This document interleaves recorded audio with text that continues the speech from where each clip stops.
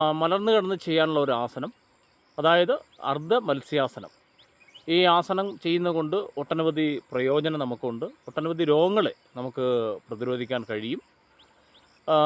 അതിൽ ആദ്യം തന്നെ നമുക്ക് പറയാനുള്ളത്, ഇപ്പോൾ ഈ കാലഘട്ടത്തിൽ ഏറ്റവും കൂടുതൽ രോഗങ്ങൾ ഉണ്ടാകുന്നത് പരിശോധിക്കുമ്പോൾ ജീവിതശൈലി രോഗങ്ങൾ തന്നെയാണ് അല്ലേ. അത് വലിയ തോതിൽ മാരക രോഗങ്ങളിലേക്ക് കൊണ്ട് എത്തിക്കുന്നു. അങ്ങനെ ഒരു പ്രധാനപ്പെട്ട ഒരു ഘടകം തന്നെയാണ് ഹൃദ്രോഗം. 40 വയസ്സിന് താഴെയുള്ളവർക്കാണ് ഏറ്റവും കൂടുതൽ ഹൃദ്രോഗം നമുക്ക് കാണാൻ കഴിയുന്നത്. പുതിയ കാലഘട്ടത്ത് നമ്മുടേതായിട്ടുള്ള ജീവിത സാഹചര്യങ്ങളിൽ വരുന്ന മാറ്റങ്ങളാണ്. ആ മാറ്റങ്ങൾ പരിശോധിക്കുമ്പോൾ തെറ്റായ ഭക്ഷണ രീതികളും അതുപോലെ തന്നെ കൊളസ്ട്രോൾ കൂടിയ ഭക്ഷണങ്ങൾ കഴിക്കുന്നത് കൊണ്ടും നമുക്ക് സമയബന്ധിതമായി ഭക്ഷണം കഴിക്കാത്തത് കൊണ്ടൊക്കെ ഇത്തരത്തിലേക്കുള്ള രോഗങ്ങൾ ഉണ്ടാകുന്നത്. അതിനെ എല്ലാം നമുക്ക് തിരിച്ചറിയാൻ കഴിയും. യോഗ ആസനങ്ങൾ മറ്റ് വ്യായാമങ്ങളൊക്കെ ചെയ്യുമ്പോൾ തന്നെ നമുക്ക് ഇതിനെല്ലാം നേരിടാൻ കഴിയും. അതുകൊണ്ട് നിങ്ങളുടെ തായിട്ടുള്ള ദൗർബല്യങ്ങൾ എന്താണെന്ന് സ്വയം പരിശോധന നടത്തിക്കൊണ്ട് ഇതിന് മാറ്റം വരുത്താൻ കഴിയും. തീർച്ചയായിട്ടും ഹൃദയരോഗം പോലുള്ള രോഗങ്ങൾ നമുക്ക് വലിയ തോതിൽ നമ്മൾ നേരിടുന്നുണ്ട്. നമ്മുടെ ശരീരത്തിലെ 4 ശ്വാസകോശങ്ങൾ 4 അറകളുണ്ട്.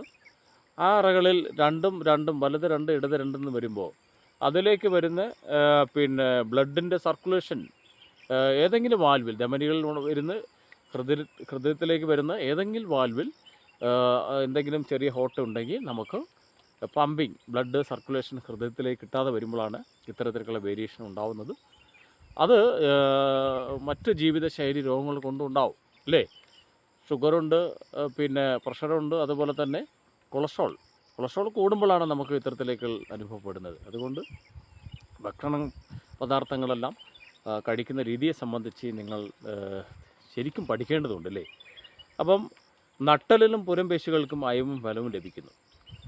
ശ്വാസകോശ സംബന്ധമായ പ്രശ്നങ്ങൾക്ക്, ആസ്തമയ്ക്കും ഇതൊരു പരിഹാരമാണ്. സ്ഥിരമായി ഈ ആസനം ചെയ്യുവാണെങ്കിൽ വന്ധ്യത ഇല്ലാതാക്കുന്നു. അതുപോലെ തന്നെ മൂലക്കുരു, ഫൈൽസ് കൊണ്ട് ബ്ലീഡിങ് കൂടുതലുണ്ടാവും. അവർക്ക് ഈ ആസനം ചെയ്യുന്നത് കൊണ്ട് ഒട്ടനവധി മാറ്റങ്ങളുണ്ടാകുന്നു. സ്ഥിരമായി പരിശീലനം, സന്ധിവാതം, മുതുകുവേദന, കഴുത്ത് വേദന, സ്പോണ്ടിലോസിസ്, ഇവിടെ രാവിലെ എഴുന്നേൽക്കുമ്പോൾ നമുക്ക് ഒരു പിടുത്തം ഉണ്ടാവില്ലേ, കഴുത്ത് സ്പോണ്ടിലസ്, സെർവിക്കൽ സ്പോണ്ടിലസ് എന്ന് പറയും, പരിഹാരമാണ്. അതുപോലെ തന്നെ ഉറക്കക്കുറവും ഞാൻ ആദ്യം സൂചിപ്പിച്ചു. മൂത്ര സംബന്ധമായിട്ടുള്ള തടസ്സങ്ങളുള്ളവർ ഈ ആസനം ചെയ്യുവാണെങ്കിൽ മാറ്റം കിട്ടും. അതുപോലെ തന്നെ ശ്വാസമുട്ടം ഉള്ളവർ ഇത് ചെയ്യാൻ പാടില്ല. ഹെർണിയ, മൈഗ്രെയിൻ, ഉയർന്ന രക്തസമ്മർദ്ദം, ബ്ലഡ് പ്രഷർ കൂടുതലുള്ളവർ അർദ്ധമത്സ്യാസനം ചെയ്യാൻ പാടില്ല. അമിത ആർത്തവം, രക്തപ്പൊക്കമുള്ളവർ ഈ ആസനം ചെയ്യാൻ പാടില്ല. ഇത് എങ്ങനെയാണ് ചെയ്യുന്നത് സംബന്ധിച്ച് ഞാൻ വീഡിയോ എടുത്ത് അയച്ചു തരാം. നിങ്ങളെല്ലാവരും വീഡിയോ കാണുകയും അത് വീട്ടിൽ നിങ്ങളത് പരിശീലിക്കുകയും ചെയ്യണം. ലൈക്ക് ചെയ്യണം. എൻ്റെ യൂട്യൂബ് ചാനലാണ്. നിങ്ങളുടെ എന്തെങ്കിലും അഭിപ്രായങ്ങളുണ്ടെങ്കിൽ അത് നിങ്ങൾക്ക് രേഖപ്പെടുത്താം. ഓക്കെ.